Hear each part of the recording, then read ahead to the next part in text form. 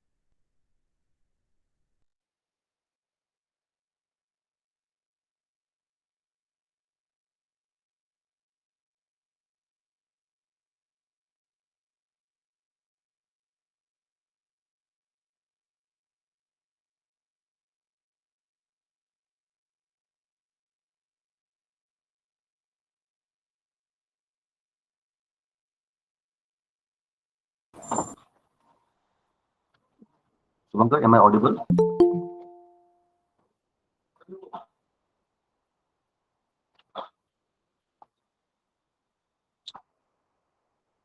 Good morning, one and all present today. Am I audible to all of you?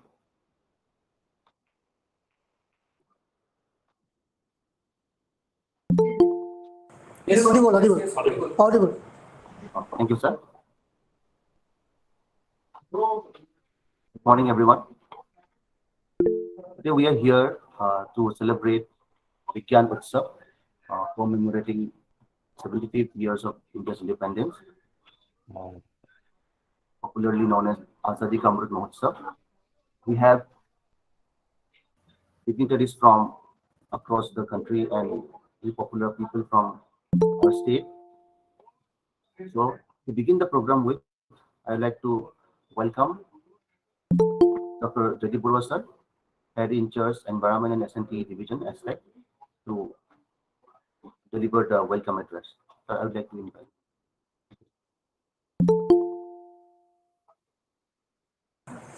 Thank you, Mr. Malayan Nizam. Good morning, everyone.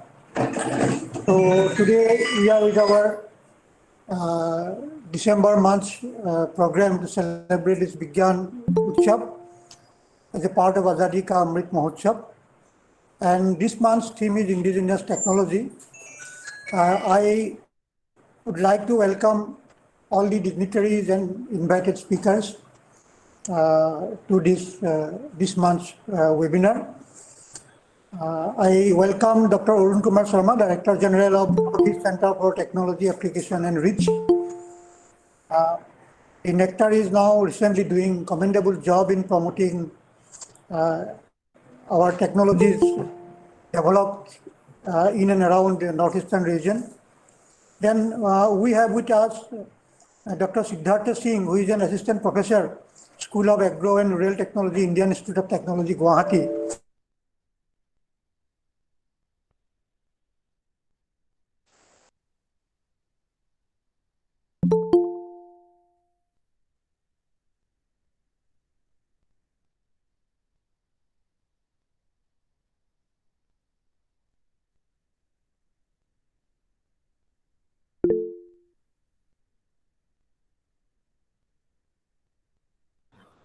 Jagdeep Burwa sir has been disconnected for some network issues. I'd like to request all the participants to wait a little bit so that you can join again and address it.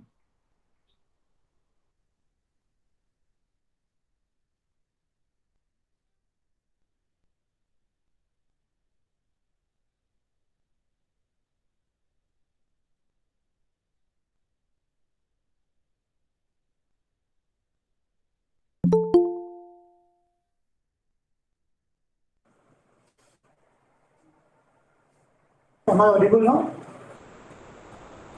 Yes, sir. You are. Sorry for the technical issue.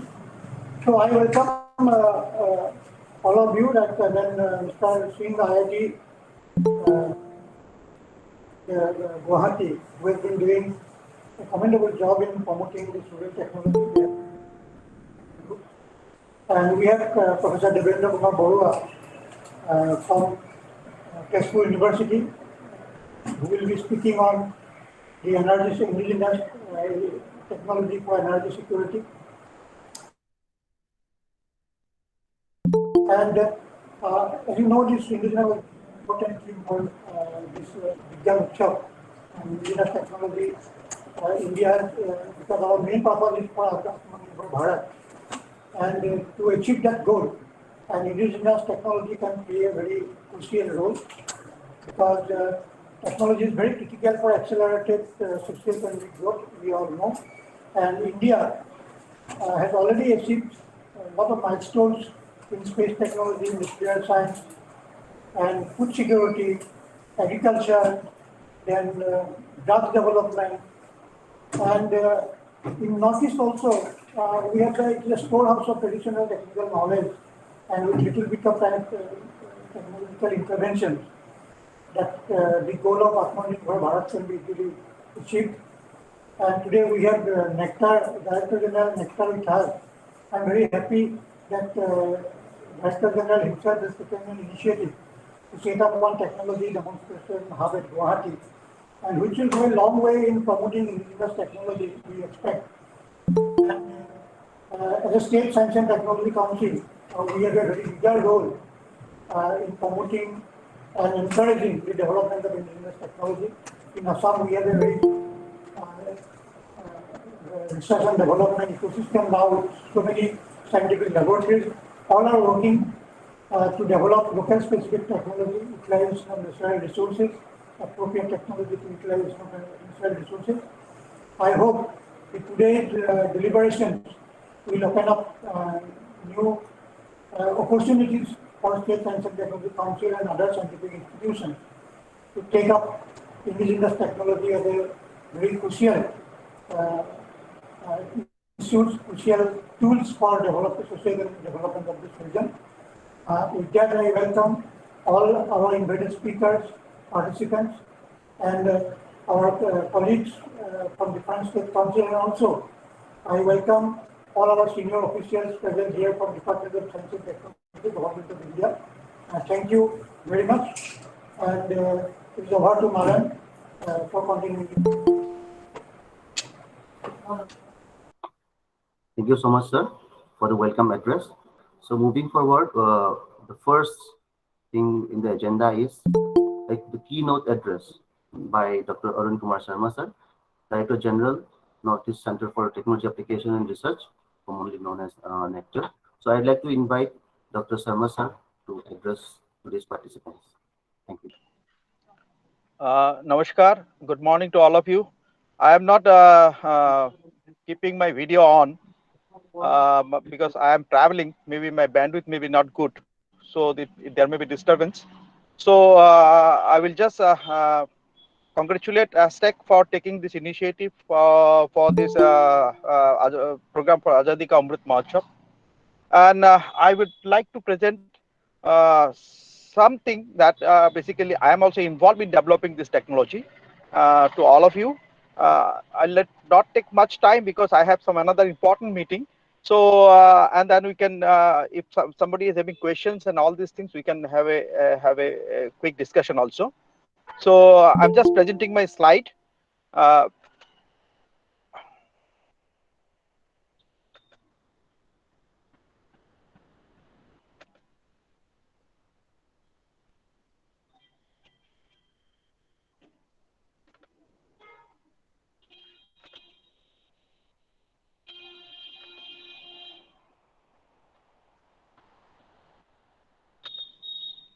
am I? This slide is visible? Whether my slide is visible? Yes, sir. It is visible. Okay. Yeah. So I would be just giving you some technology insight of some important technology that we have been working for such long time. That's called plasma technology, and I'll be talking about this how we can use this technology for the agriculture production. This is very new, and in our country it has not been done till now. It is not initiative has been taken. We took some initiative, but in Japan, in some states in Japan now already it has been there, and in some places in Europe also they are working with this technology, and they are doing this using this technology this basically in the agriculture sector, particularly in all cultivation as well as the mushroom production also.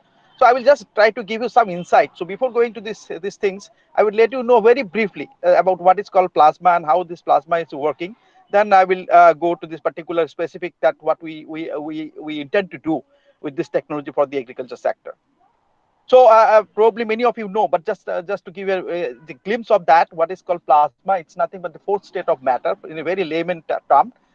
We normally say it's 99% of the universe, mass of the universe is in the plasma state.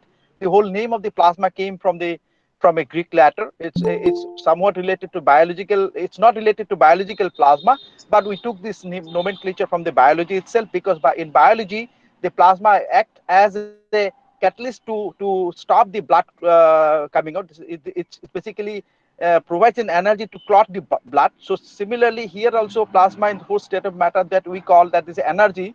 So that's the main reason that we took this name plasma from the biological plasma side. But in plasma, basically the name was coined by two scientists in 1929, it's Tonks and Langmuir.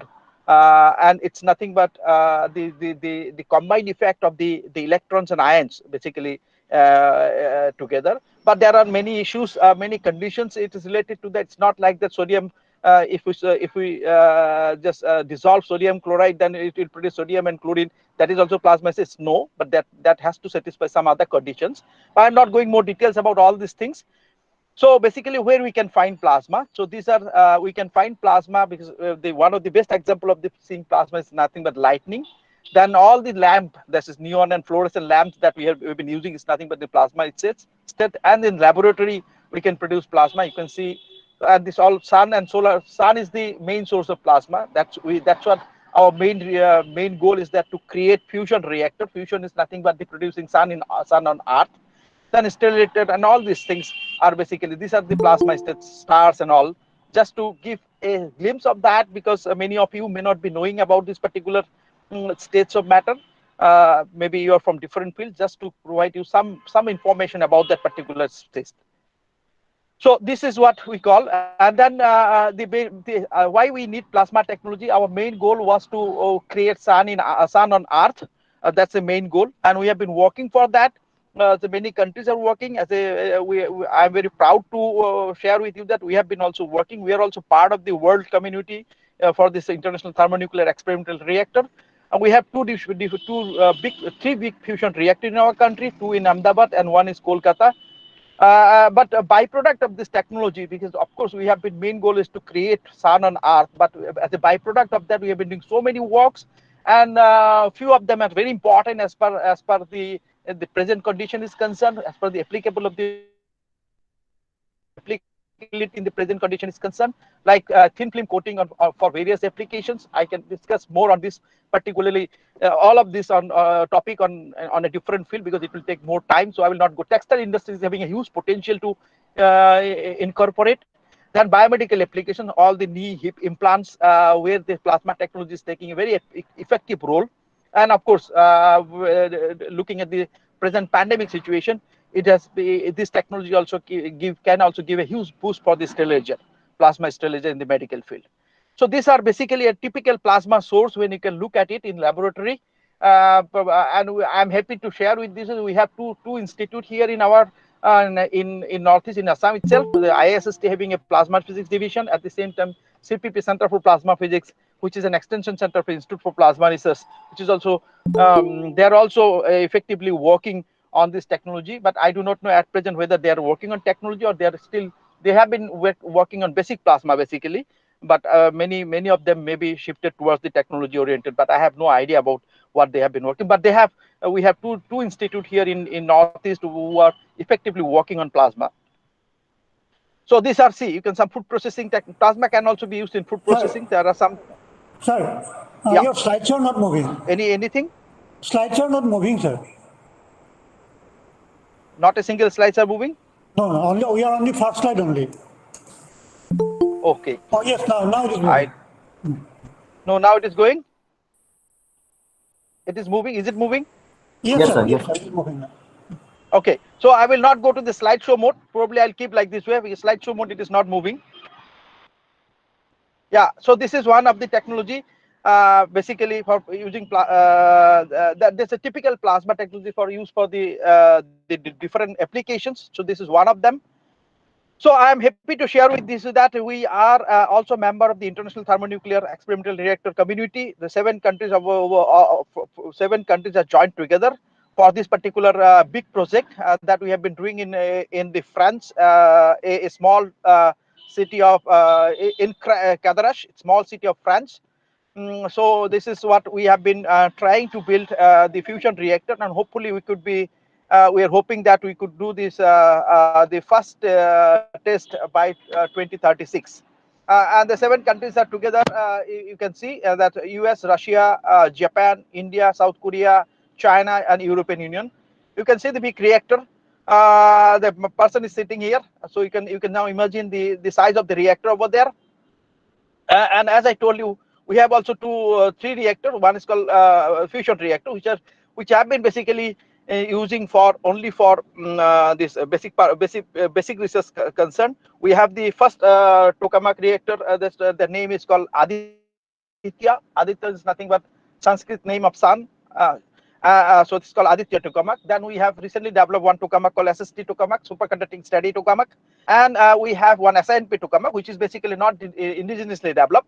It was bought from Japan, and it is in SINP, Shah Institute of Nuclear Physics. But other two tokamaks, that Aditya and the SST1, which is indigenously developed by our country. So and we have a huge group of people working in France for this big ITER work, and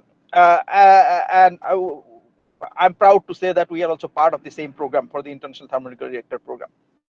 So I will just stick to my the basic plasma concern limited to here. So I will now directly go to the important application that we have been working. Particularly, we have been working on plasma. That's called plasma in agriculture field.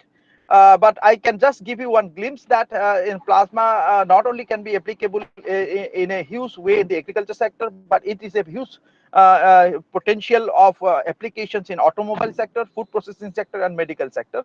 In agriculture sector, as I told you, that I will be confined more on that in this particular talk, because the agriculture is, we can enhance the soil fertility, we can enhance the plant growth.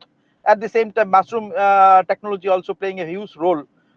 In mushroom production also, it's playing a huge role. So I will give you some important the way how to use this technology for this agriculture sector.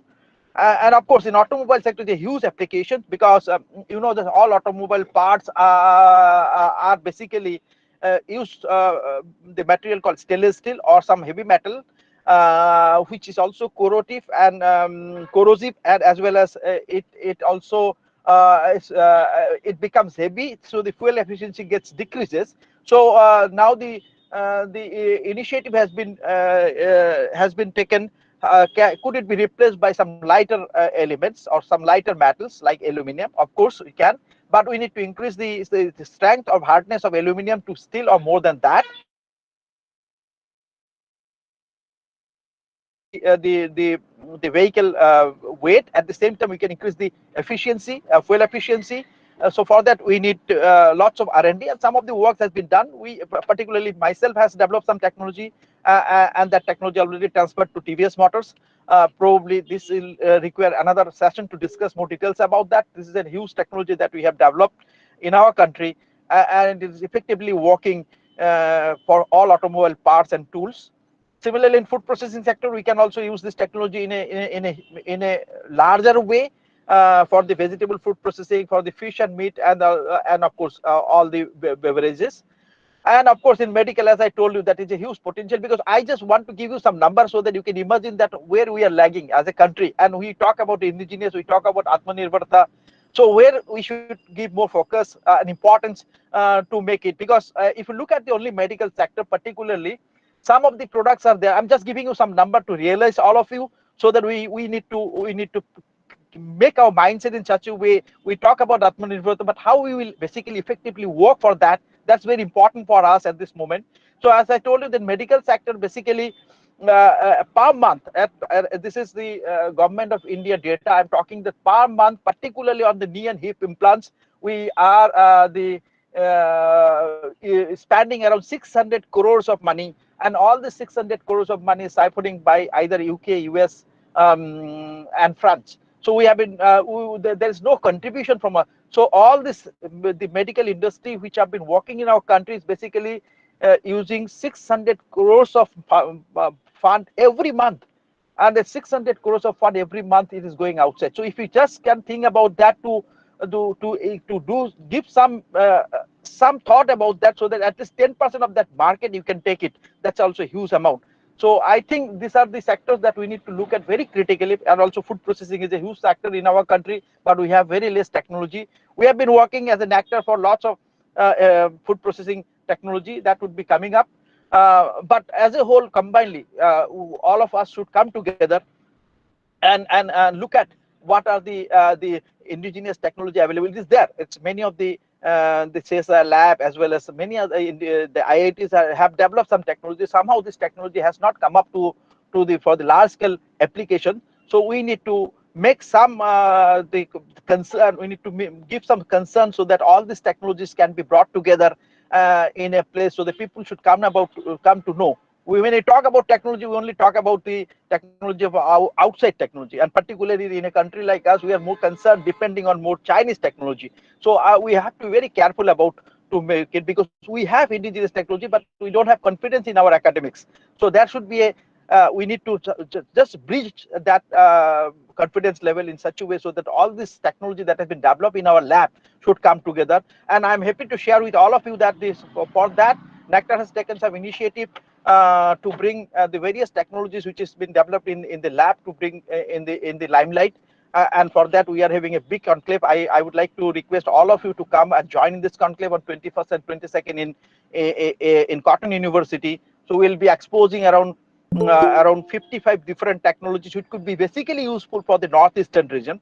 So I would request all of the participants over here to come and join in this meeting and share your thoughts, and because all of are involving with the science and technology, share your thoughts how we can take, or if you have some idea to share with us, so that how we can take all this technology for really the application for the society. That's the main idea. So I would again like to request you to come for this conclave in Cotton University, Guwahati, from tomorrow and day after tomorrow. So with this, I will go to the actual part. So the why, how the plasma technology is going to help you in the agriculture and fishery sector. I will not take more than 5 minutes. I think I'm going away from timing. So this is what basically, you know, that there are two things that I would be looking to share with you. That one is that in agriculture, and one is that reducing the in the food processing, basically reducing the H2H4 to keep freshness of any in the products. You can see this is a very simple technology, and everybody can do it. It doesn't require to understand plasma science for for using this technology. We know that to increase the soil fertility, we need to only um, uh, use either nitrate oxide or sulfur oxide or ozone. And that's the thing that we need to increase the soil fertility. So this is a technology what we have developed. Just when you pour water in a pot, flower pot or in vegetable pot, the drainage water which is coming out, we store that water in a particular in a box, and we ionize that water. So I'll just show you a video. Probably I think it will work. You can see this video. There will be glow. You can see. Just, yeah, you have seen. I think you have seen the glow. I will again. I will run it once more. Just to see. This is water inside, and there are the simple two anodes are the the electrodes are there. One is anode, one is cathode. We introduce some voltage over there. You can see again. So when you introduce this voltage, there's a glow. Yeah, that's what. And this same water, the ionized water, we then, this is ionizing mean we create some nitrate oxide, sulfur oxide, and ozones over there, and at the same time some volatile organic compounds. And this again we pour the same pot, and then you can see the marvelous that of this technology. If you similar, you can see in the right hand side, this we have done in strawberry. This work has been done in collaboration at IoT University, Japan. I have some collaboration with them. You can see the right hand, this figure. There is the left hand, this one with the water that we have used, normal water, and this too we have used water with that after ionizing that. You can see the growth in the same day of the, this is the growth in the same day growth. So you can see the changes of the growth. You can see these two are basically increases, and there is, when I say 15 minutes, 30 minutes, there is some other things that is involved over there. With this you can also, if you want to change the fruit size, that also you can do by changing some parameter. If you want to change the sugar content in the this is strawberry, sugar content in the fruit, that also you can do. So there are many parameters involved with this. By changing one of the parameters, you can change the whole these things, the combination of the output.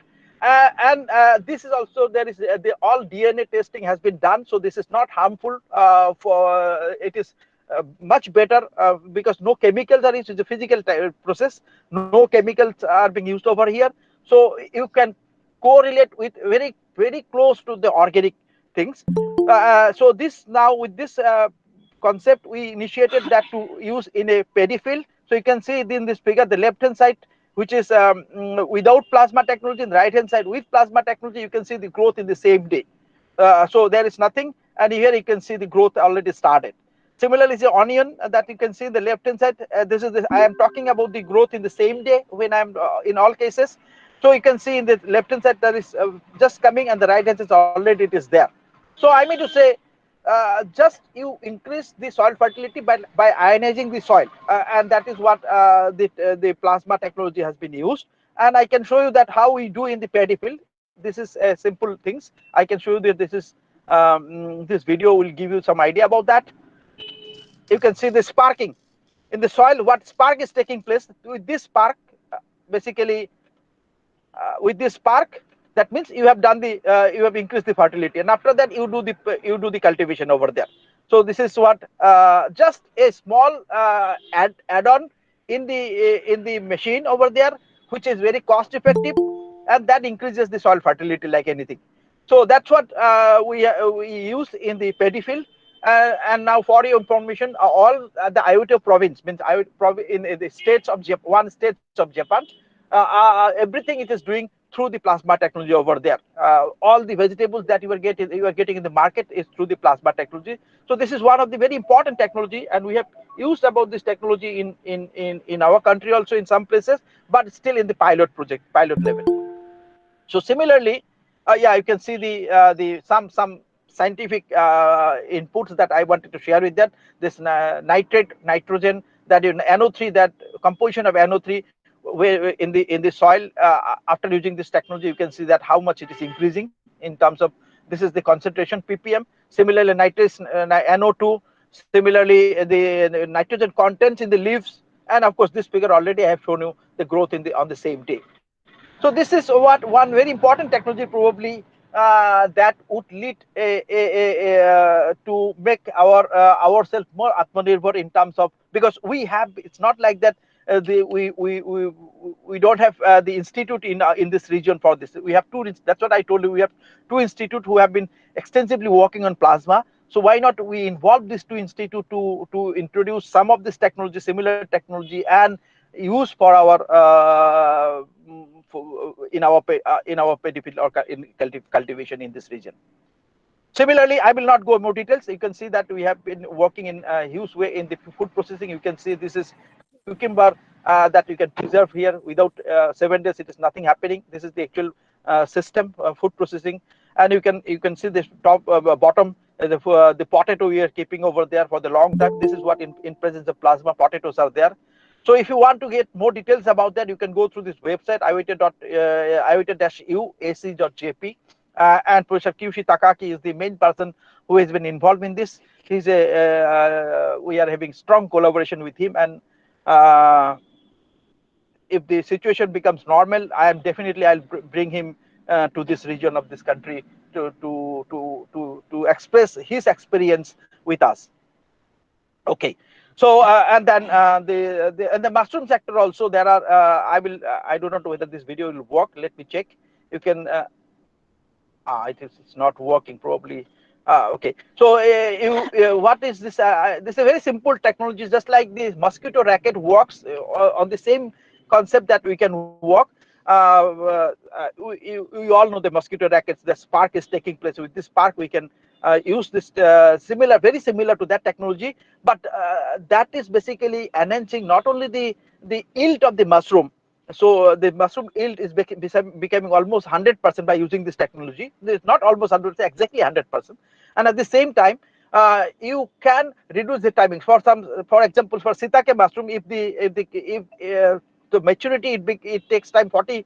Normally in our environment it takes 45 to 50 days. But using this technology, you can reduce the timing to 30 days. So this is a huge. This is a huge basically. If you and it can be not only applicable to shiitake but also applicable to all other mushrooms.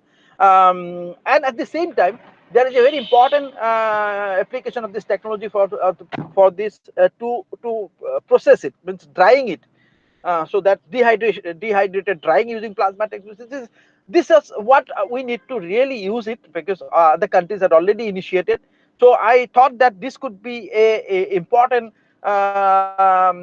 technological insight that I can provide to you. Basically, when you are also dealing, basically ASTEC is also doing science and technology the promotion in the Northeast, particularly in Assam. So that could be a can give some idea about that, how this technology, and if all of us can join together, then probably we can use this technology for this region also. So with this, these are the basically technology, the power supply and all these things. I will not go more details about that. So with this, I will end because I was thinking to give you some more other technologies, particularly for the food processing, as well as which we have developed, as well as this automobile parts. But because of the time limitation, I kept this up to this only. So probably sometimes if you get some more time, probably we can discuss more details about all these technologies that we have been working. So thank you again for giving me an opportunity to share my thoughts with you. I'm looking forward to have few questions, or maybe you are most welcome to call me, or if you want to collaborate with me or discuss with me anytime, any point, you are most welcome. Thank you very much, and thank you, Joydeep, Dr. Joydeep Burua, for inviting me for this presentation. Thank you. Thank you so much, sir. If anyone has any questions, then the floor is open for you.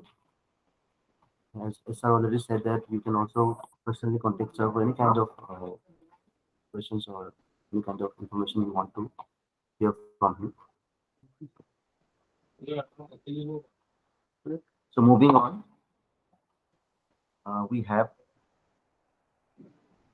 Engineer Biman Chandra Borwa, sir, Scientific Officer, ASTEC Council. I would like to invite sir present his presentation on indigenous technology and initiative by ASTEC. Sir.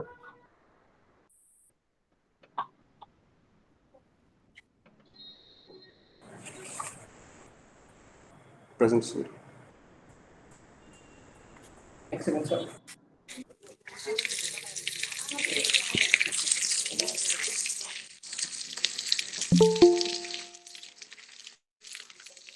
হ্যাঁ sir 2 minute করি আছুন একবারে আপনার মত দুটায়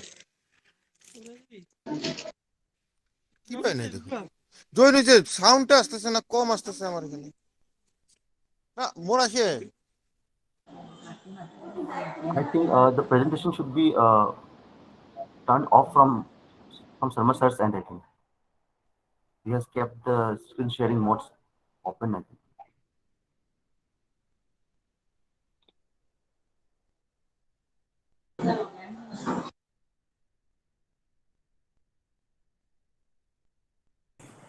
Good morning. Myself, Biman Chandra Burwa, Scientific Officer, Science and Technology Division of ASTEC. And my topic is Indigenous Technology and Initiative of ASTEC. Next slide, please. Importance of traditional knowledge and indigenous technologies. Traditional knowledge refers to the long-standing tradition and practices of certain indigenous or local communities, such as knowledge are associated with the local medicines and healing practices, handicrafts, handloom, agriculture practices, traditional cultural expression, etc.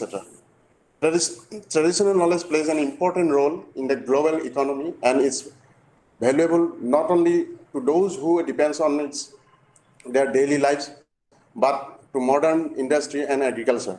Traditional knowledge has potential of being translated into a commercial benefits by providing valuable leads for the development of the useful products and processes. This protection of traditional knowledge refers to important for communities and especially in developing, at least development countries. Next, please. And indigenous technology is a technological knowledge, skills, and resources transmitted down from the past indigenous people to the present generation to meet their needs and wants.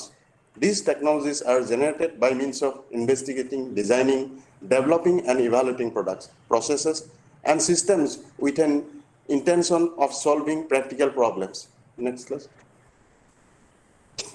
Indigenous technology supported by the Council, few initiatives taken by the Council.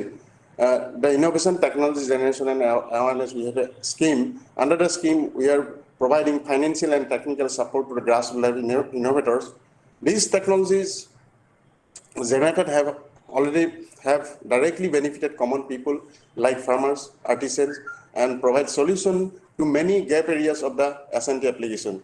Such as a dryer has been developed by Sri Ranjit Setia, an innovator from Golaghat district, that can dry fresh, ripe king chili.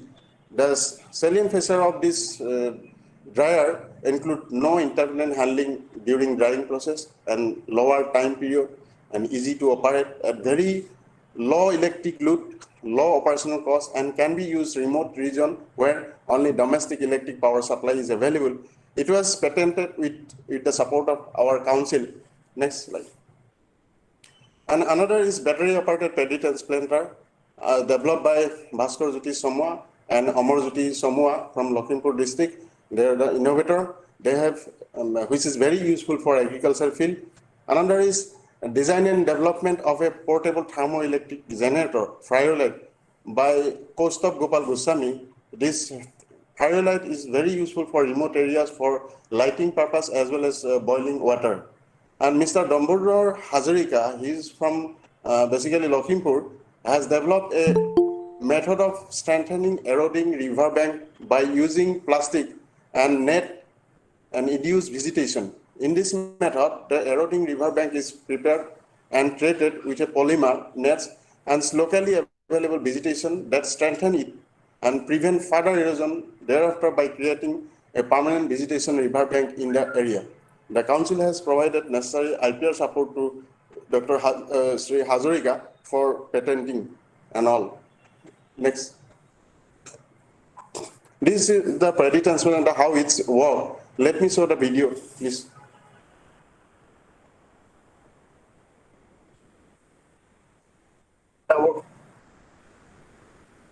This is the product transplanter.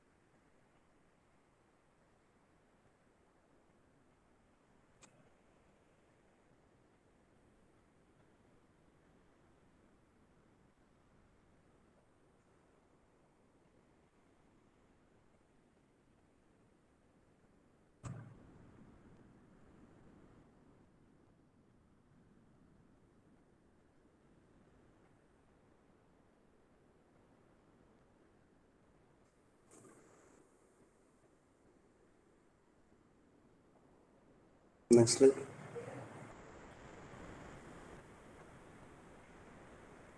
Next slide. Next slide. Yes. Due to abandon, another is rainwater harvesting system is a very good potential for the state, especially for towns and cities of the state.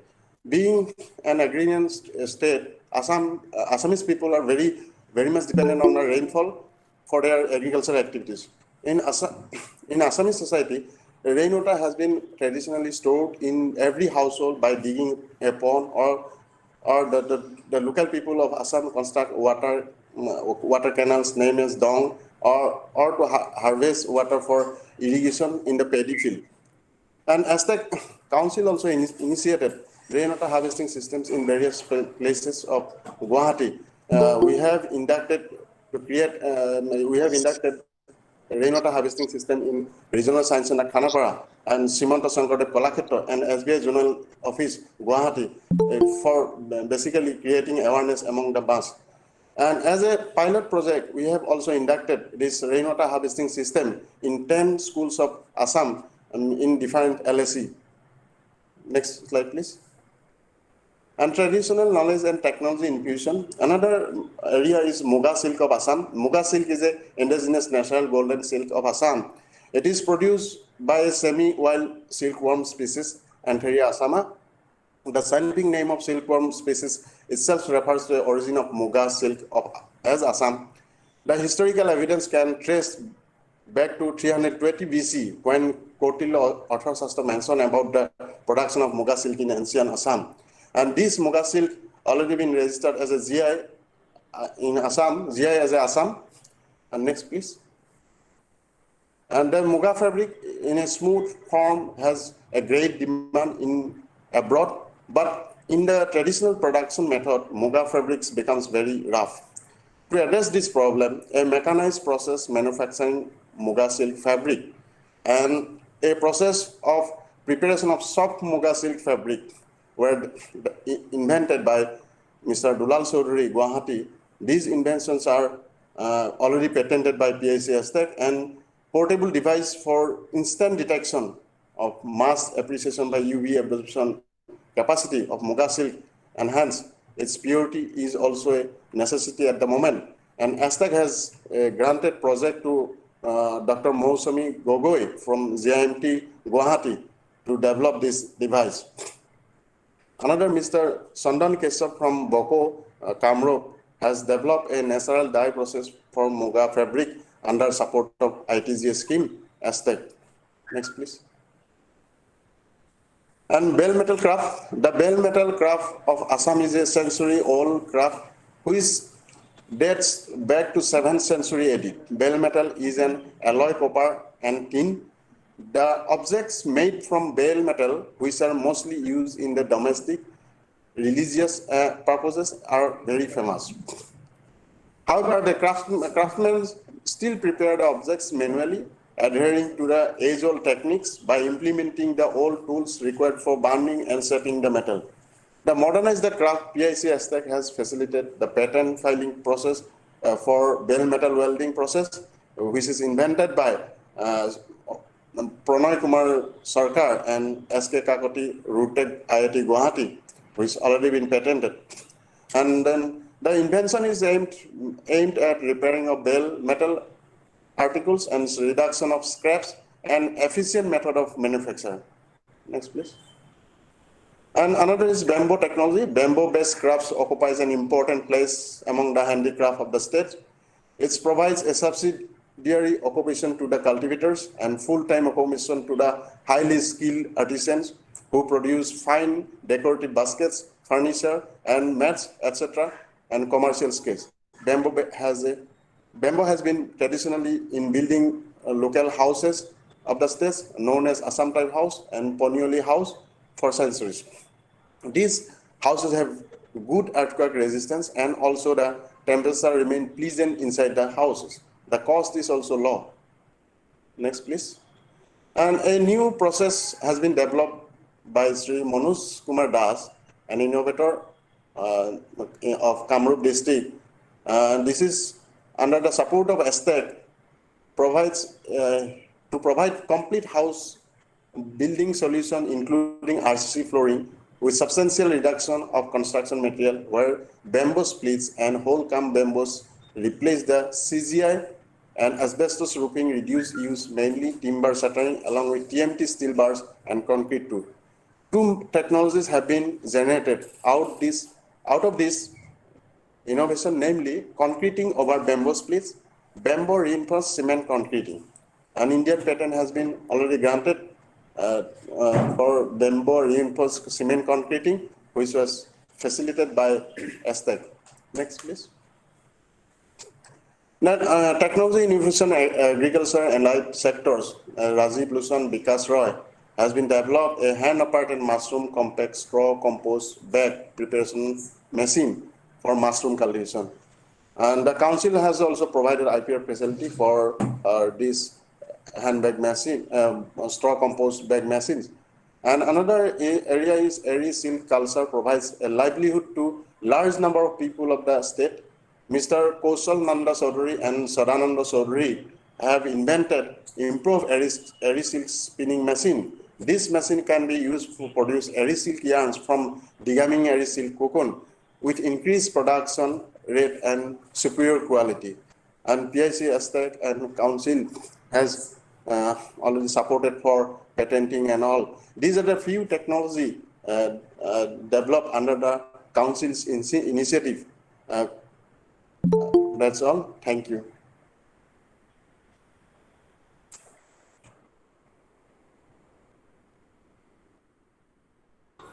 Thank you so much, Ivan Bora sir, for your wonderful presentation on various projects and schemes undertaken by ASTEC to encourage indigenous technology in the state. So next in the agenda, we have a presentation by Dr. Siddharth Sinha, Assistant Professor, School of Agro and Rural Technology, Indian Institute of Technology, Guwahati. We will be presenting on the role of IIT Guwahati in the development of indigenous technology. So I'd like to invite sir. Yeah, thank you so much for introduction. Before I just upload my presentation, I just wanted to thank you, the organizers, for inviting me and giving me the opportunity to share the experience what we have in IIT Guwahati towards indigenous technology development. And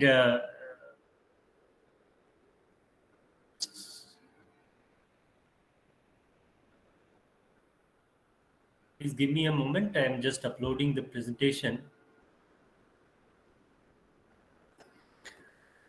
Is the presentation visible?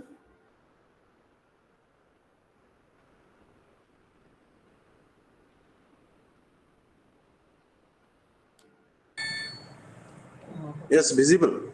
Yeah.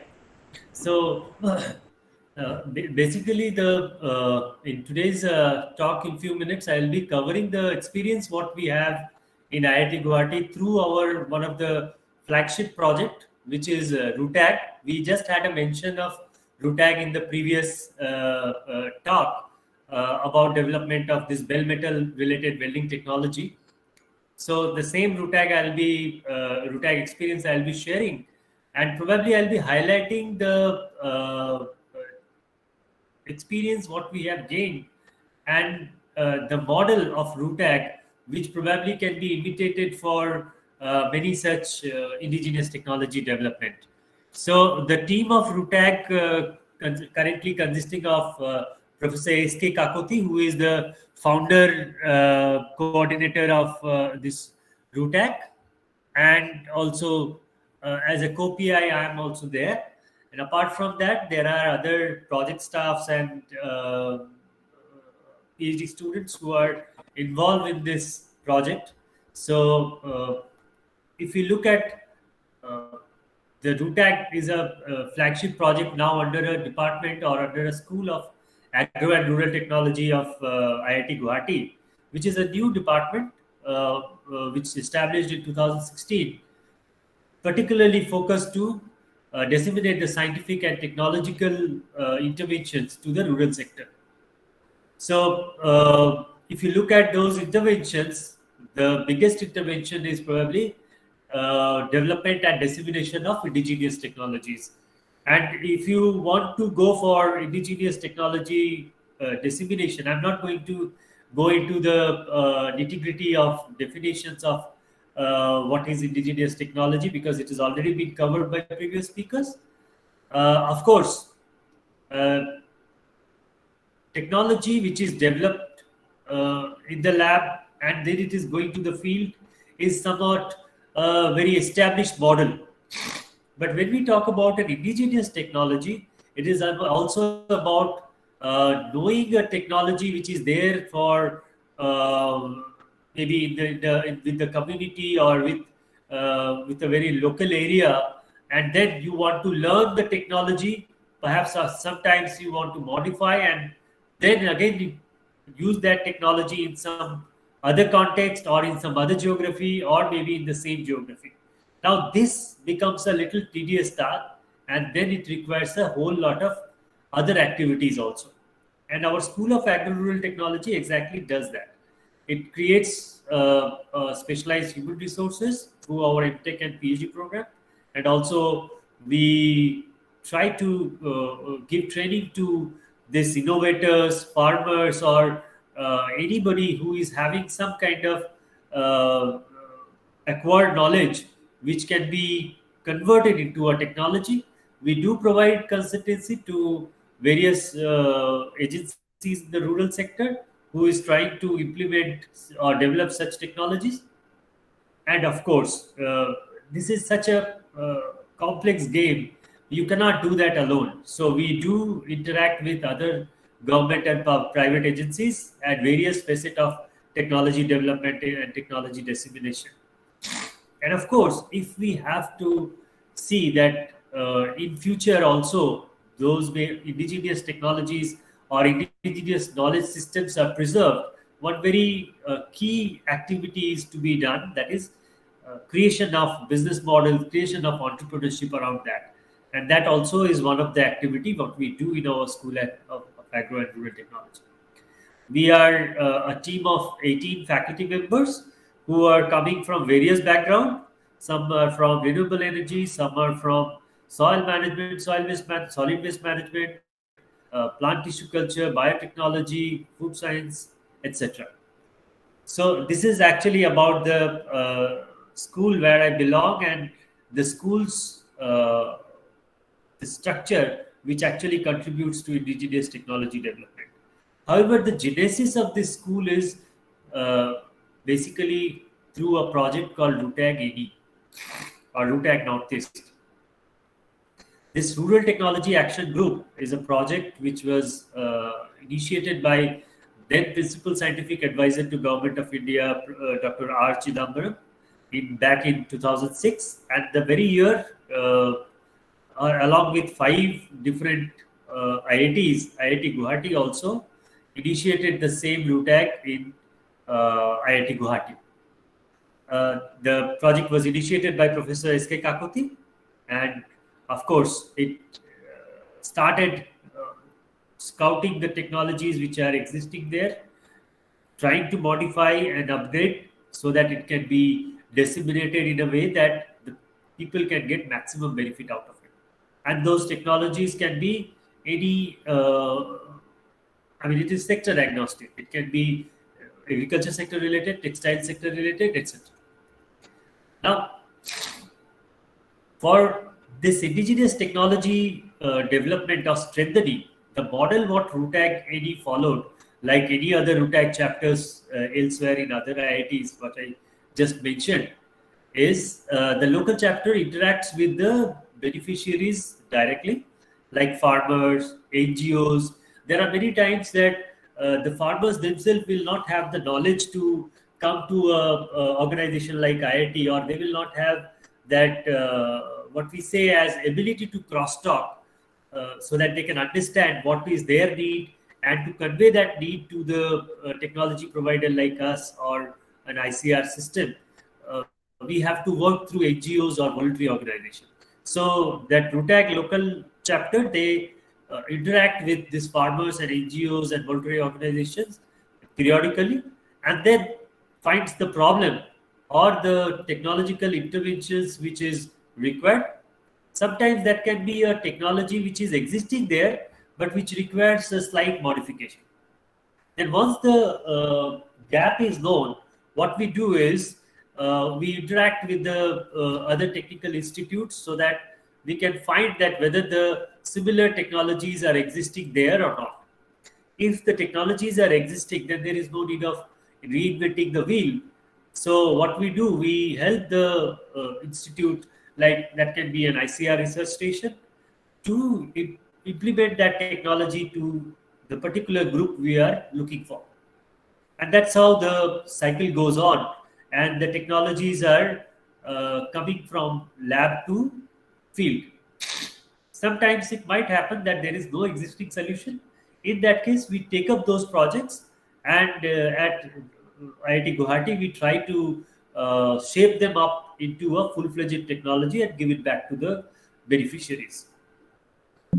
So I just wanted to go through certain examples.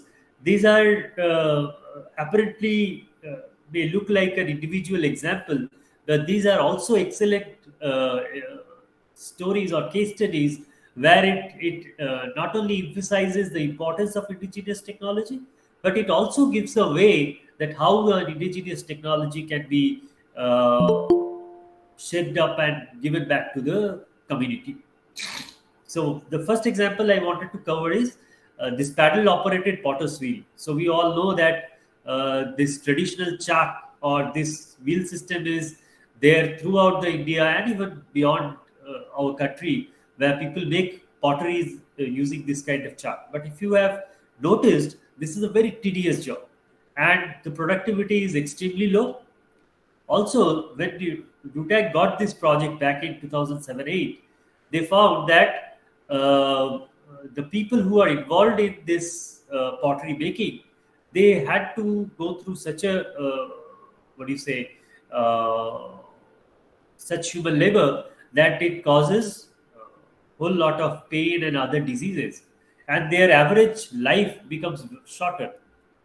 So what RUTAG AD started thinking of is giving them a mechanized potter's wheel, and for that, when RUTAG AD scouted, they found that in IIT Kharagpur there is a model which was what do you say, paddle operated, like a cycle, paddle operated potter's wheel. So when they started disseminating this to local communities here, they found that there is a challenge. In Assam, if you look at the potter clusters, they are largely women driven. So what happens when there is a cycle-based paddle system in the mechanized potter's wheel? Their acceptance becomes low because it is quite inconvenient with a sari or mekhala to run those paddle-based potter's wheel. So what Utsav did that time, they converted this paddle-based to a sewing machine kind of mechanism-based potter's wheel. So you can see the photograph where the person is operating this potter's wheel machine to make potteries. And in that way, they could improve the productivity of a potter by 2.5 times. And the entire cost is 35,000 for this machine. And I'm glad to say this is one of the very successful technology which Rutag ED has disseminated. And also under the Ministry of Donor, that is scientific, they have a project called Steiner, Science and Technology Intervention in Northeast Region. They identified this technology as one of the model technologies which is required to be disseminated and scaled up. So what they did, they actually told us to fabricate more such mechanized potter's wheels. So we have now next version of such mechanized potter wheels, which is given to 3 of the northeastern states in other places where these pottery clusters are there, and they are successfully using it. Similarly, if you have, many of you probably have noticed the dyed pottery items, which requires, which is traditionally, they color it by dipping into a hot steaming dye solution. Now this becomes a health hazardous thing. Why? Because while you dip these potteries into that hot dye solution, it can spill over on your body. So what happens? This causes also accidents, and the productivity of this is also very low. So what Rutag ED at IIT Guwahati did, they made a mechanized system like this, where you can dip this dye into a drum, and the pottery item will be contained in this kind of perforated vessel, which will be dipped into the dye solution contained in a drum. And you can operate that manually, but you can do that with a distance of say 3 to 4 feet. So you can save yourself from spilling over of this hot dye solution. This is another indigenous technology, or I would say that it is a modified indigenous knowledge system, which again become very successful. And this low-cost machine is now working in 2 places. One is a pottery cluster in Meghalaya, and the other one is in Assam. Similarly, betel nut is a huge crop in Assam and as well as in other parts of Northeast. And if you see the manual cutting of betel nut is low productive, and a lot of children are involved with that. So which is not at all a very healthy and socially very welcoming situation.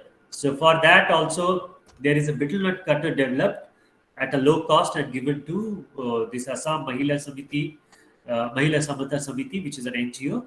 Also later on, as I already mentioned, through the Steiner project also, there were many places this betel nut cutter went, and people are using it successfully.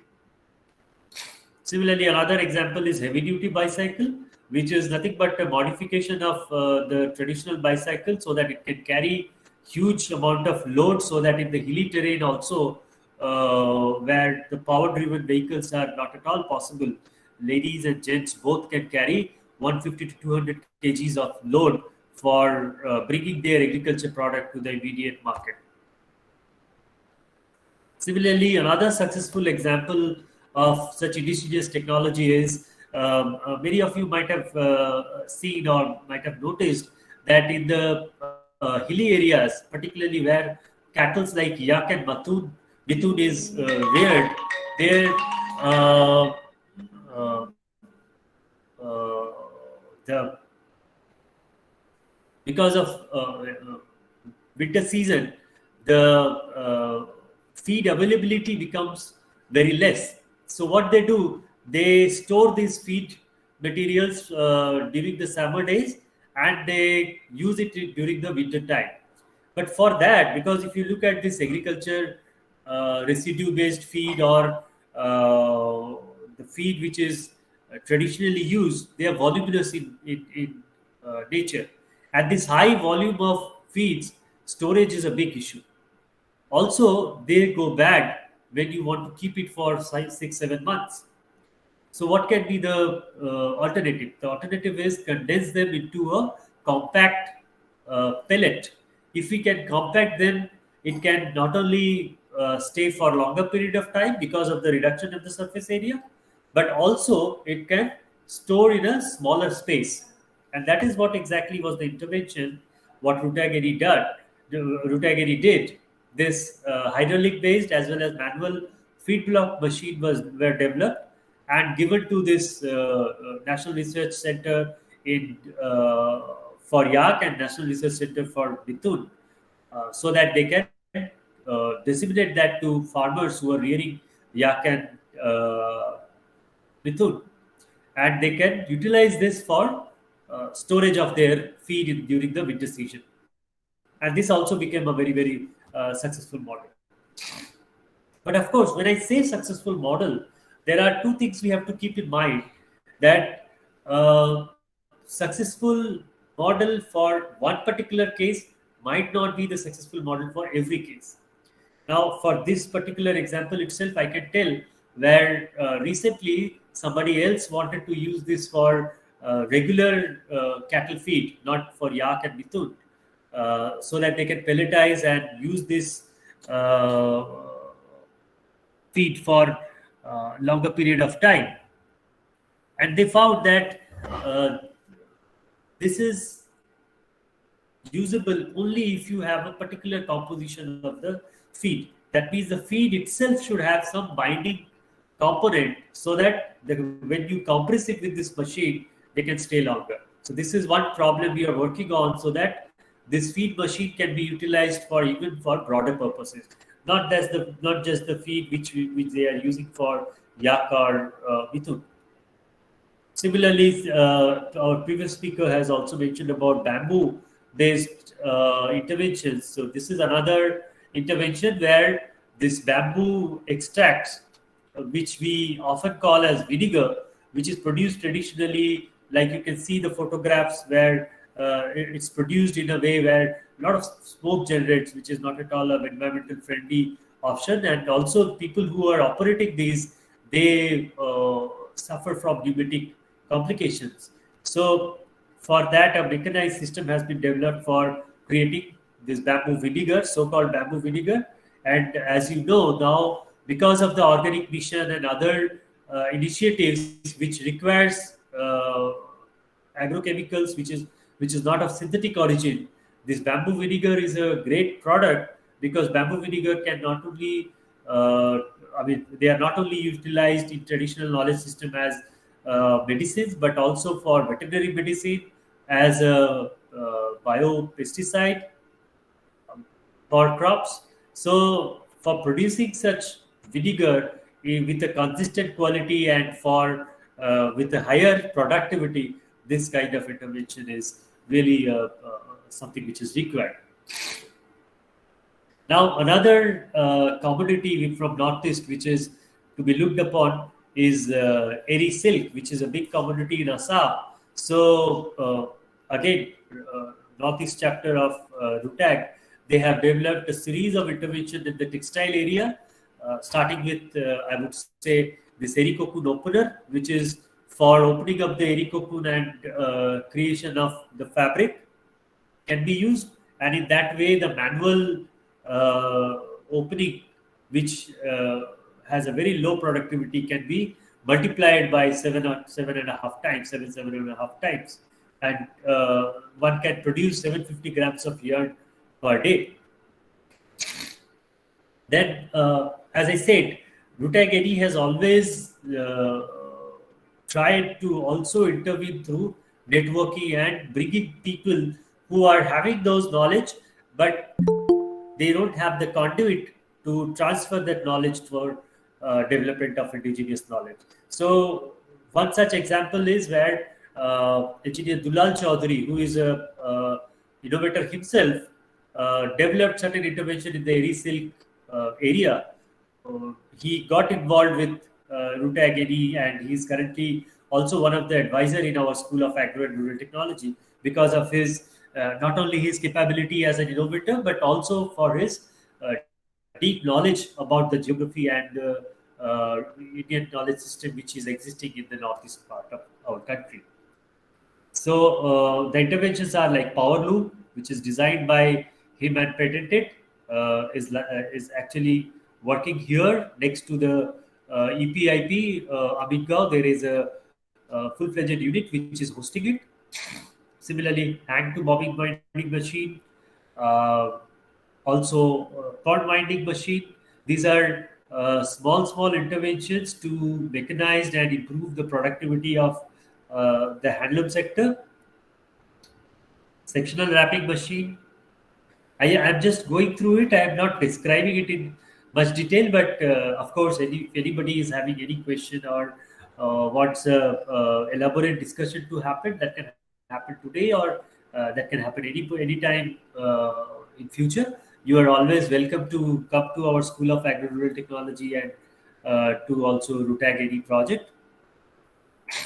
So, in conclusion, I just wanted to sum up. When I am also part of this Rutag project since 2017 now, and I must say I'm very fortunate to be part of Rutag project and experience certain things firsthand. So, if I have to sum up the experience of IIT Guwahati and Rutag for development of this indigenous technologies, there are a couple of points which we already know that because of the rapid change in the socio-economic and environmental scenario, these indigenous knowledge systems are losing its importance.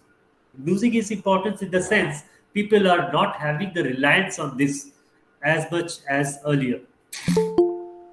One very obvious reason is with population growth, we see that we need things with much more productivity. So if today somebody is telling that I want to do only cultivation of traditional rice varieties, it's quite impossible because you have almost 5 times productivity if you switch to a high yield rice variety. So people are losing that indigenous rice varieties. But when we were working through Rutag and at our School of Agro and Rural Technology, we realized that there are many such crops or many such rice varieties, particularly if you look at, they require a special attention. Probably to take care of the productivity, you may have to value add them. You have to sort of get more price for the farmer so that even with the low productivity, they can manage their livelihood. So such interventions require 3 different types of intervention, I would say, or 3 different types of input. One definitely is the technology, which the examples which I was talking about. Second is giving them the skill and training, as well as giving them capability to certify their product. And that is what also we are trying to do in our humble way. And we are very, very enthusiastic about collaborating with others, not just on the technology development and dissemination side, but also in this side where people requires training and skilling. Also, they require to have some kind of certification to be given for their product. So I was just mentioning that the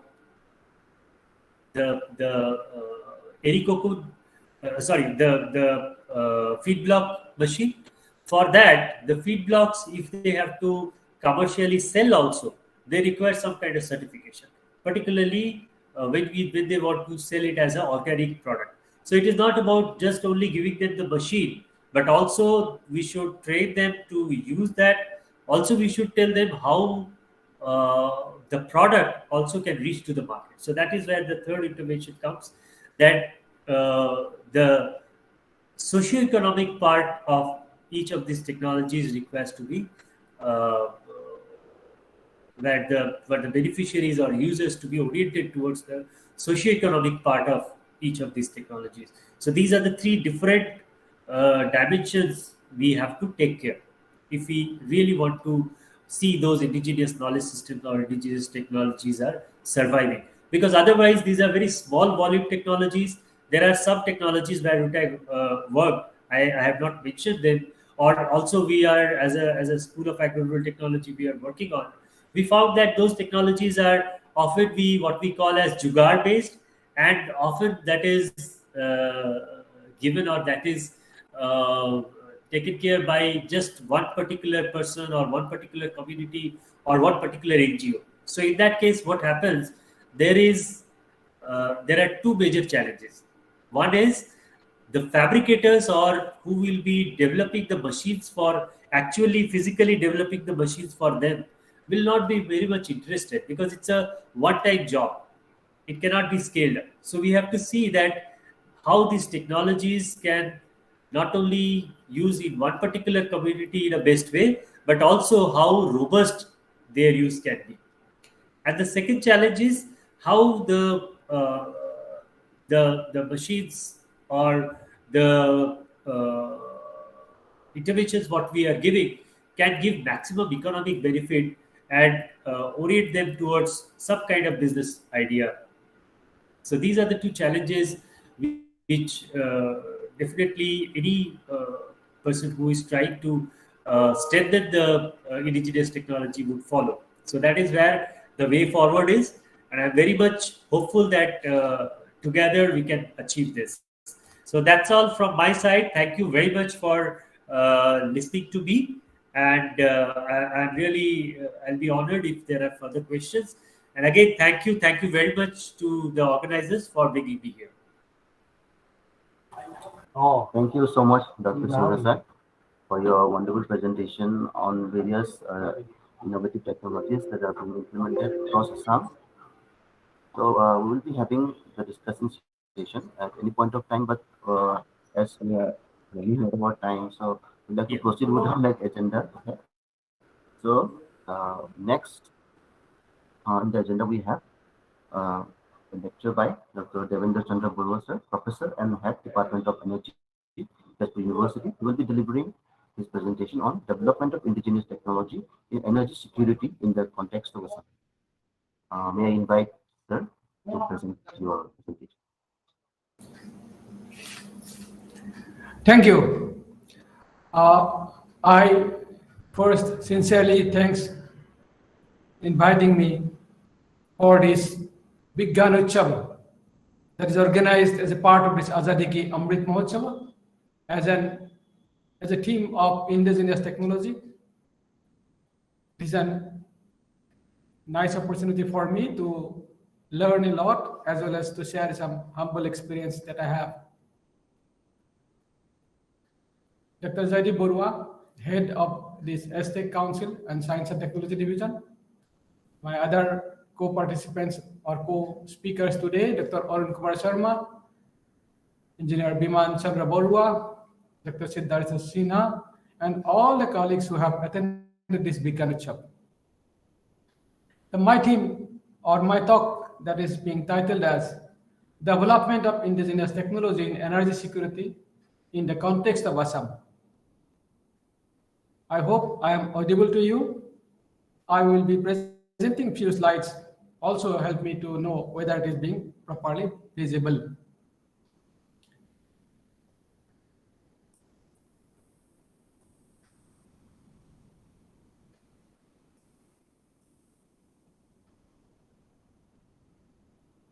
Is it visible? Is it present? Visible. Okay, thank you. Here is context is indigenous technology, energy security and then Assam. I'll try to, and then time given is around, I think, 20 minutes. I'll try to do justice for time as well as this title. And maybe we'll be also touching the human development and sustainability context. That is also very important whenever we tell about the energy security. And then this is mostly for this regional perspective. Assam context will bring technologies, mostly some of these technologies and some of the grassroots issues will also be taken care. And then mostly the technology and then sustainability and business model will be also be taken care. And then challenges and opportunities that we have. And then energy, as we know, later, not now, later.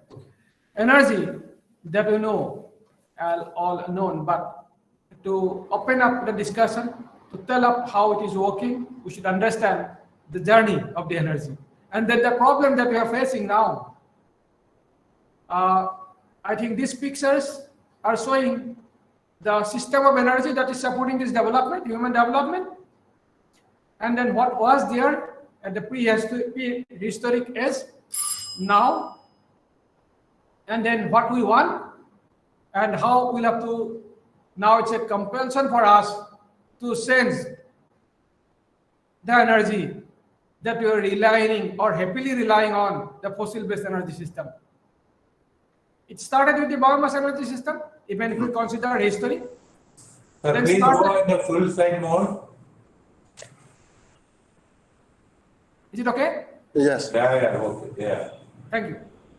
So, what we can see that human history has been, biomass was supporting for a longer time than simply the industry revolutions and then coal. And then the other petroleum, other fossil energy sources, mostly the liquid part, the petroleum, then gas. And then now we are compelled to shift to another new system, mostly the renewable energy or renewable energy and new and renewable energy. This is must required. I will not get much time to elaborate it, but I understand this is sufficient to cover this today's discussion. That means there is a compulsion to shift the energy systems for the abundantly available till now, the fossil-based systems to a new system. And that becoming the stabilization of these energy systems took a longer time. However, transitions will be very shorter. And then it's now in another competitions. At one time, a point of time, competition was that who can take how much energy, maximize their energy availability from these fossil-based energy sources. There is a competition. And now competition is that how quickly we can shift from these energy systems, fossil-based energy systems, to the new energy systems, where there will be sustainability, where there will be issues called that we can take care of the survival of the mankind. That is now really an important. My question is on meeting of the Hi. So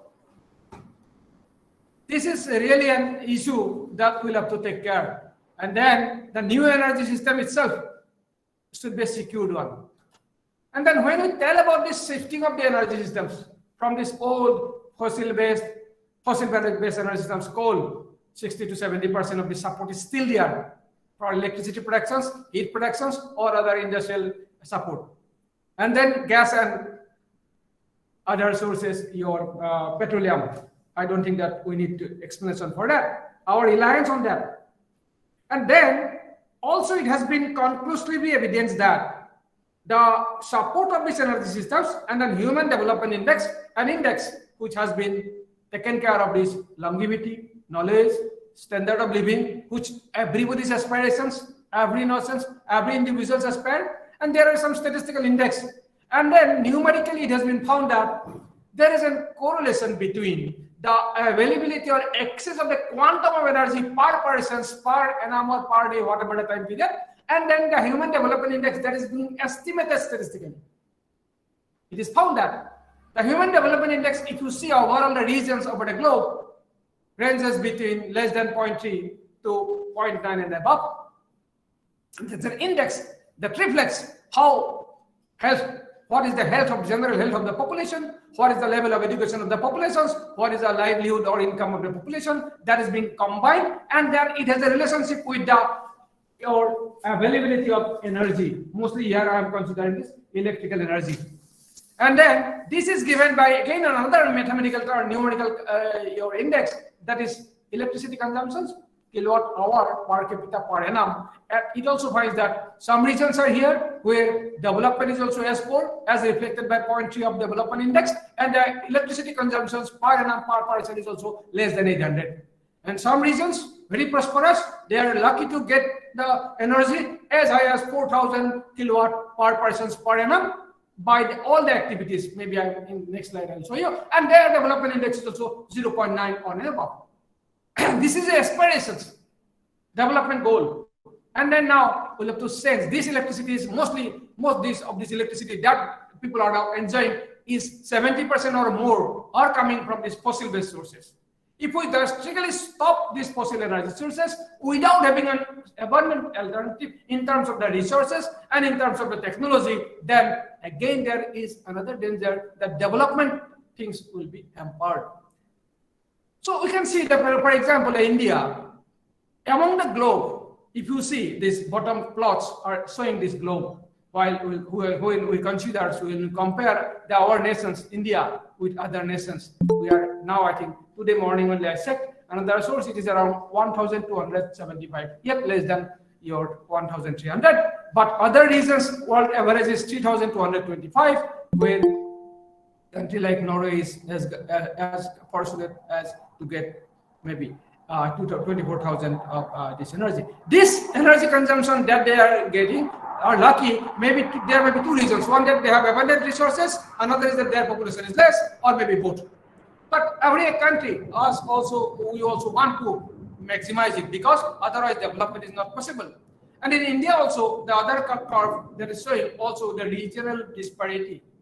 Assam, now it is saying that it is going above 3.314. You see the development index, what could be, and then this is these things. Some regions are here high, but some regions are still low. That means we need to think about the resources, maybe new resources rather than relying on these old resources, as well as the equivalent technology.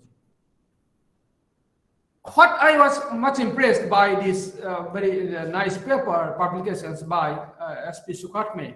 It was published in long back in 2012, but most of the time I refer this paper because it has given us an idea, and very mostly precisely estimated idea, how much energy is required to support the livelihood of a person. How much should be the minimum that is required to give this your reasonable standard of living? I understand, I think, reasonable standard of living.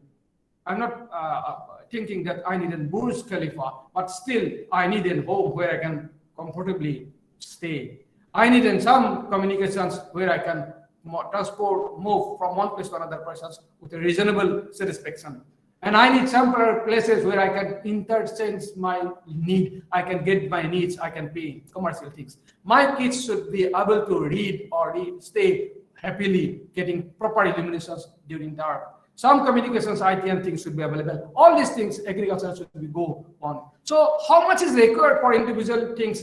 There was a very scientific estimations. It says that a minimum of 1840 unit is must for in per persons per annum. But we are getting less than that. Then alternative things, as far as Assam and other states are concerned, we made an Excel calculations based on the realistic data of these resources available that we call renewable energy resources. Happily, we have resources. We have resources from solar energy. We have resources from biomass resources. We have resources from small hydro, as well as some pockets are there throughout these northeastern regions. These are the statistics of northeastern regions. You can take Assam regions also. As far as annual availability in billion units of energy is concerned, we are comfortable as far if we consider this 1850 that I said earlier, 1840 units, and the present populations. The renewable energy itself could could supplement, could support your demand or the requirement. Then what is the issue? Issue is the technology. Issue is the scale of technology. Issue is the business model of these resources and technology. Those are the real issues that we'll have to take care if we want to end sustainable part of development, over relying on these new systems of renewables, connecting the people, connecting the society, and taking the complete sustainability in future. As my time is very less, I thought that I will take care of some of these little experiences that we have in the technology forum. I was told about the indigenous technology. It's again in this dictionary term, indigenous, but let us know whether let us see whether whatever I am sharing with you is covered this indigenous technology here. I am starting with the example of a rice husk. If you happen to move on the road, I mean, these days, maybe last 10 years or so, you have noticed some of the dhabas, some of these eateries are shifting their energy sources from the coal or wood to the rice husk. Visit the Bukakar Puri or the Jakalabanda's popular restaurants or any other restaurants nearby. You will see their backs there where earlier it was with coal burning stove. Now they are converting, they are getting this rice husk burning systems. Let us investigate, let us understand the technology here and then other related issues. What is rice husk? All of you know, rice husk is coming from this rice grain, the unwanted part of this your production systems. And then mostly it was your problem till late 80s. The rice millers particularly had to spend money to dispose these unwanted resources, unwanted materials from their production systems. And mostly you would have noticed the burning of this rice husk. Now, rice husk is no more unwanted. It is a commercial commodity tagged with some prices, maybe 4 rupees, even as high as I have someone told me that 6-7 rupees. This is happening due to the increase in price of the coal and then due to the understanding the indigenous your knowledge on the rice husk known as in local language tu zui, umi zole. And then that your idea was considered and then people devised the burning of rice husk with some additional fitting of providing the air that is required for its stoichiometric combustion and then appropriately used. The commerce, your economic side, if you ask any of these eatery owners, they said that it was comfortable till recent times, but now there is a problem of getting rice husk because there are some competitive uses of the rice husk, including this your animal sectors, bedding materials, or some other uses. So in some pockets, this is not so readily available. My concerns of indicating this problem is that we could see rice husk contains as we know, as well as there are many useful nutrients.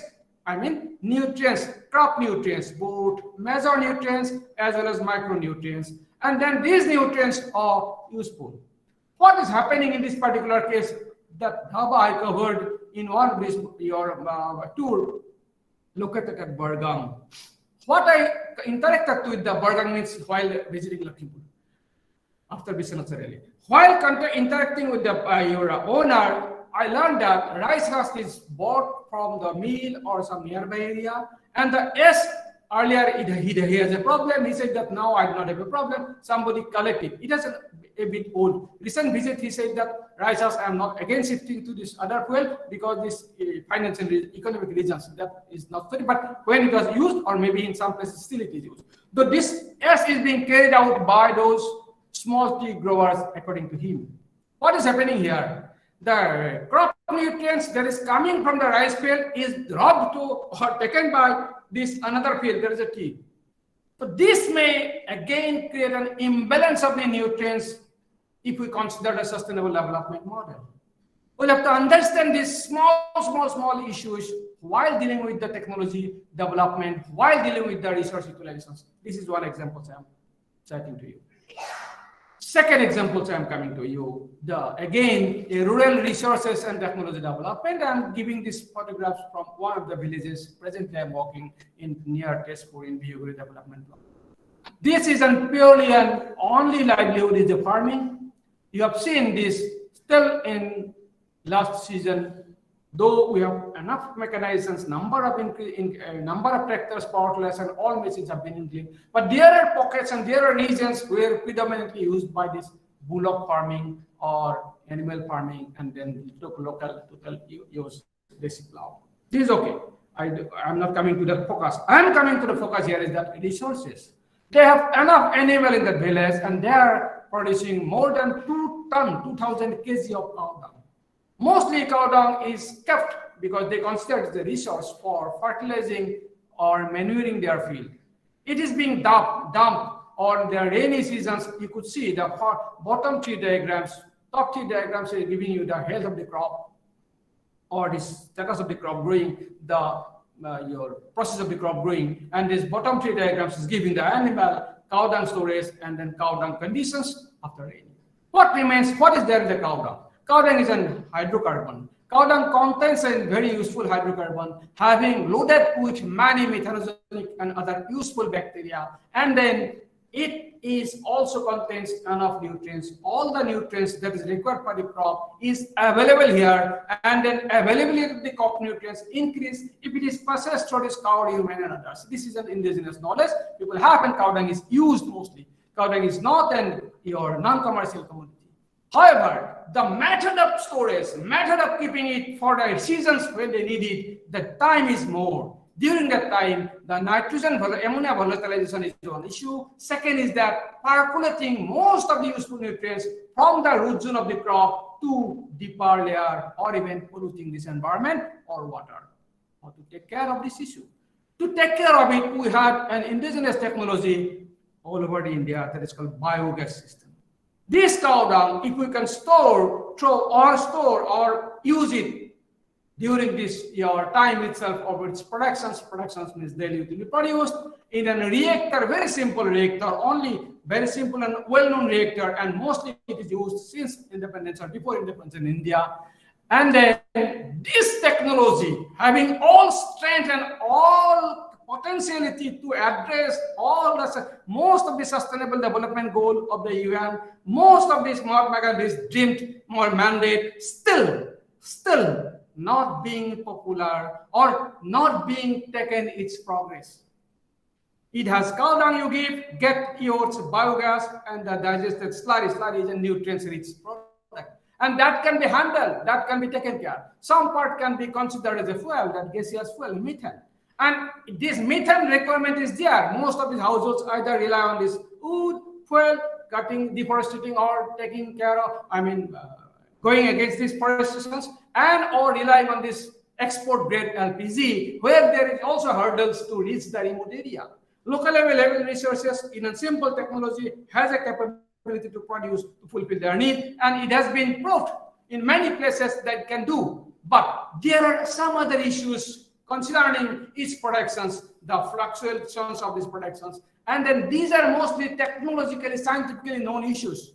The technology development should be there so that these issues are taken care. When these issues are taken care, considering the local temperature conditions, the acidity of this material, feedstock material, characterization of the feedstock material, including carbon-nitrogen ratio, and many others, if these are known and taken care, then reliable productions of the biogas could be ensured. And if reliable productions of biogas could be ensured, that all the 3 meals could be cooked by my biogas systems without any hindrance. I have enough feedstocks or raw materials available to get the 3 meals productions for this entire 365 or 366 days, then only it will be acceptable.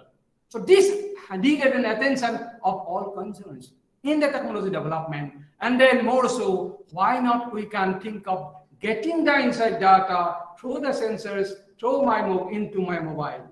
Effort is going on there in this direction. There is also not only cow dung, there are many other materials available in most of the rural areas, because by the grace of this photosynthetic effect, and then having fertile lands, roadside or many places, so many resources are available, and most of the resources are useful for conversion into, first, the valuable fuel, that is cow dung, your methane, and then second, the nutrients recycling, whatever is available. Our experiments in our lab, as well as to some extent to the field, says that these resources can also be considered as a resource rather than a waste, and then we can get the fuel as well as the nutrients. Not only limit to that, we can also take care enriching or increasing the value of this, particularly this remain of these biogas systems into a vermicompost, and these nutrients rich your digested or slurry can be used for enhancing the production of the mushroom. Today I have heard many things from the past lectures to I think all lectures telling about the mushroom for nutrients, your security. And then this biogas plant has an important indicative roles that it could play to production in enhancement of the mushroom that our experiments in the field says. We have also some technological, tested that most of these resources we can convert it into, because production synthesized is one. Second, transporting to these required points, then we can have different forms of the products. That is the technology that we need, and then we should target to take care. And a break for you, because maybe you are too many lectures in mobile or screen is a problem. Now let us visit the Mahabhairava temple of Tezpur. Tezpur is known for this Mahabhairava temple. And then this temple is a very beautiful temple. You could come and then people believe it. I'm finishing it. I'm taking last time. So we tried that the byproducts of the temple, rather than throwing it here and there, we can convert it into biogas. We tested it, and here are some technological requirements. So everything, whatever we do, whatever the resources we can use, we need to take care of the business model. We are trying to see in these experiments that we are presently conducting, and let us develop the technology and then understand the commercial viability and business viability of these technologies. We have very important results concerning the biogas technology, and then increasing this food feedstock basket, taking care of all the available resources. Assam particularly is gifted by its climate, its rainfall, its soil type, so many biomasses. Only thing is that technology is required where we can take care of these economics and biomass. Just to list the technology, we know the stove mostly used, that means clay cook stove is used in the rural area. Even if you say that go for modern stove, people are reluctant, people are very accustomed, and it has many advantages too, in your space heating, then a place for gossiping, and so many good points. Though health-wise, it has problem of indoor air pollution as well as energy loss. We tried that this technology. Here, there is a Sukhot type of improved Sula, 1960s, 70s, I think. It was developed there, but popularization is an issue. But because few pockets it is using, its improvement, its efficiency is very high. What we tried that we can examine its different components of heat from its fundamental analysis through different tools. And then we found that a substantial component of the heat is lost to the body of this, and then finally to this environment. We tried to capture this heat by a technological TEG, thermoelectric generator. And then what is the use? The use is that mostly in the rural area where this is used, this type of technology, clay cooks to be used, they have a problem of interruption of power supply. If cooking in this clay cook stove, no power or power cut, and then relying on this kerosene lamp, you may understand what are the actually drudgery that people faces. We thought that let us try this waste heat through the TEG, let us convert it into electricity, and then in laboratory scale, we are successful. And then business model also goes in favor of it, at least to those remote areas or to those clay cook stove loving section where there are enough abundant resources of well. Let us also get the reliability of the power generations in small thermal power, your TG power plant, and then this is also helpful for charging their mobile. So I will finish it here. I hope all my presenters will note these technology visions of 2035 published by TIFAC, DST, ASTEC is very much known, and there are 191 different technologies they have listed in the 4 different regions, 4 different stages. Some of the technologies are already deployable, some need to be moved from laboratory to field, some are required targeted research, and some are still in imaginations. So they are listed there in this document. This free downloadable document. All the participants hopefully already aware. If not aware, they should get it, because the understanding the availability is most important before going to the other things. So then these are the different sections. This technology vision 2035 targeting clean air and potable water, food and nutrition security, healthcare and public hygiene, energy, decent habitat, education, livelihood, safe and speedy mobility, public safety and national security, cultural diversity and vibrancy, transparent and effective governance, disaster and climate resilience, eco-friendly conservations of natural resources. These are available there. A number says that here, number of sub-technologies that has been developed. And then also, whatever we do, always we should refer to the Sustainable Development Goal. The Sustainable Development Goal, it is your mandate or given by the UN in 2015. But when you see it, you will find that most of the things, for example, your responsible protections and then your consumption is nothing but greed and need theory of Mahatma Gandhi. You will find many things such as Mahatma Gandhi's things long back. Now I think it is urgent because it is UN call. Also, we should understand while developing the technology, how much circularity is involved in this technology. We cannot compel the Mother Earth to bear all the dumping that we say or that we reduce. Mostly, for example, the plastic. It's a very beautiful technology. I mean, a gift, modern technology, gift of modern technology, but we can understand what is the nuisance it has created now. Any technology that we go for should be tested whether it has circularity in this context of economy. Thank you very much. If you have any questions, I'll take. Thank you so much, Varwa sir. We'd like to invite our participants who would like to ask any question to our Varwa sir. So, floor is open for them.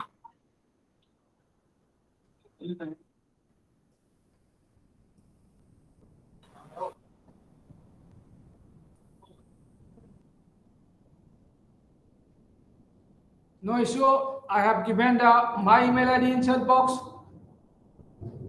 If you have any time, I am a teacher in Tezpur University.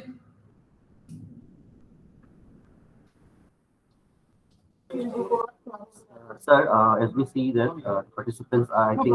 No problem. Yeah, If you have any questions, I'll take. Otherwise, no issue. Okay, sir. Thank you so much, sir. So, sir, as we know that we have already come towards the end of today's virtual conference, so I take this opportunity to thank all our dignitaries, especially Dr. Arun Kumar Sharma, sir, Director General Nectar, for his wonderful insight on various work that have been conducted by Nectar towards in the field of plasma technology. I'd also like to thank Dr. Sitar Singh, sir, as an assistant professor, School of Agro and Rural Technology, Indian Institute of Technology, Guwahati, for this wonderful presentation on various technologies that have been innovated by IIT Guwahati to improve rural life and easing various tasks that have been traditionally done in various parts of Assam and India. I'd also like to convey my heartfelt thankfulness to Dr. Devendra Shankar Professor for his wonderful presentation on energy and how to go about towards the renewable source of energy and how to churn all those things and channelize and can make a better future, meeting all the sustainable development goals. I would like to thank Director ASTEC, Srimati Chini Changsan ma'am, for providing us this platform and together on this virtual medium. I'd like to thank Dr. Jyoti Barua sir, Head in Charge SNT and Environment Division ASTEC, for his welcome address and allowing us to organize this virtual meeting today. I'd also like to thank Engineer Viman Chandra Barua sir, Scientific Officer SNT ASTEC, for his presentation on various initiatives that has been taken by ASTEC in various fields, especially in the field of indigenous technologies. I'd also like to thank all the participants, all my colleagues, especially those students, especially our Debatas Training Center coordinators who have joined from across Assam. And I take this opportunity to one and all who are involved in making this program a success. Thank you all. So with this, I declare that the program to be the Vigyan Utsav is, I call it a day today. So,